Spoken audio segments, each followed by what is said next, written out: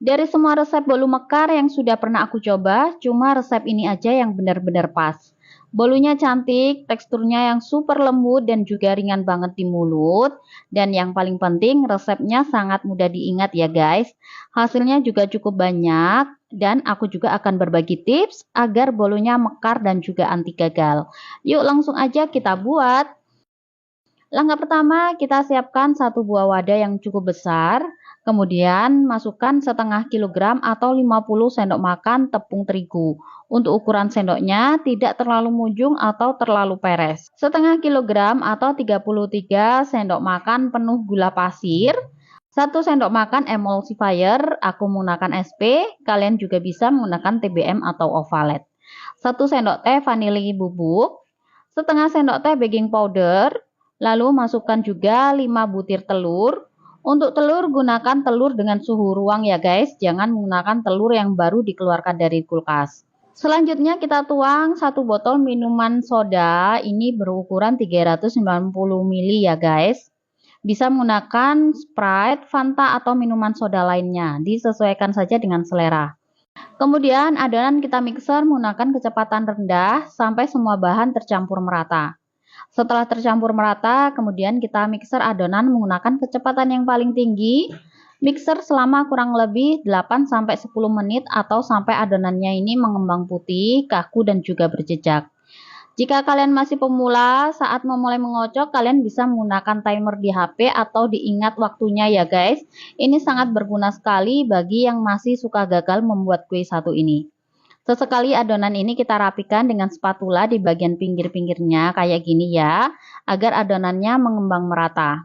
Ini ya guys, adonannya udah mengembang putih, kaku dan berjejak, jadi jejak mixernya tidak mudah tenggelam. Kemudian kita matikan mixer. Jadi kekentalan adonannya kayak gini ya guys, kalau diambil ini tidak mudah jatuh. Setelah itu kita ambil secukupnya adonan dan kita masukkan ke dalam plastik piping bag atau plastik segitiga. Nah kayak gini hasilnya. Lalu untuk sisa adonan ini akan aku bagi menjadi 3 bagian atau disesuaikan aja dengan warna yang kita inginkan. Satu bagian aku beri pasta nangka, satu bagian lagi aku beri pasta taro, dan untuk satu bagian lagi ini aku beri pasta pandan secukupnya. Lalu kita aduk hingga pastanya tercampur merata. Nah, hasilnya kurang lebih kayak gini ya guys. Kemudian kita siapkan cetakan bolu yang sudah diberi kertas roti kayak gini ya. Untuk cetakan di sini aku pakai cetakan dengan diameter 6-7 cm. Maaf ya guys, di bagian ini pencahayaannya kurang. Soalnya saat aku tag di bagian ini listriknya padam. Selanjutnya tuang adonan secukupnya. Bebas mau adonan yang mana dulu ya. Kita tuang sampai 3/4 cetakan dulu. Jika sudah, selanjutnya kita semprotkan adonan putih di atasnya sampai penuh kayak gini. Lalu kita beri adonan lagi di atasnya untuk topping hiasannya ya guys. Untuk motif bebas suka-suka aja, bisa bentuk bunga atau buah. Untuk tangkai atau daunnya kalian bisa gunakan pewarna hijau langsung kayak gini ya. Bisa diperhatikan aja dalam video ini.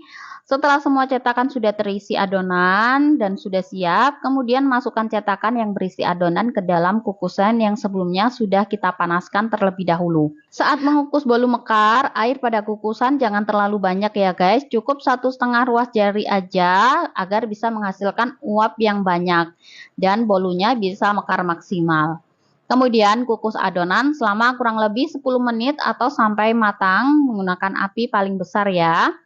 Setelah 10 menit kita kukus, ini bolu mekarnya sudah matang. Dan ini hasilnya mekar bagus banget ya guys. Ada yang mekar 3 dan ada yang mekar 4.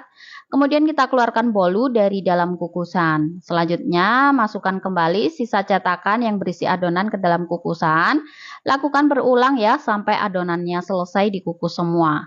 Ini bolu kukus mekar yang sudah matang dan sudah siap kita sajikan atau kita kemas ya. Hasil kuenya sangat lembut banget, mekarnya juga sangat cantik. Untuk satu resep ini menghasilkan 45-50 pieces bolu kukus mekarnya.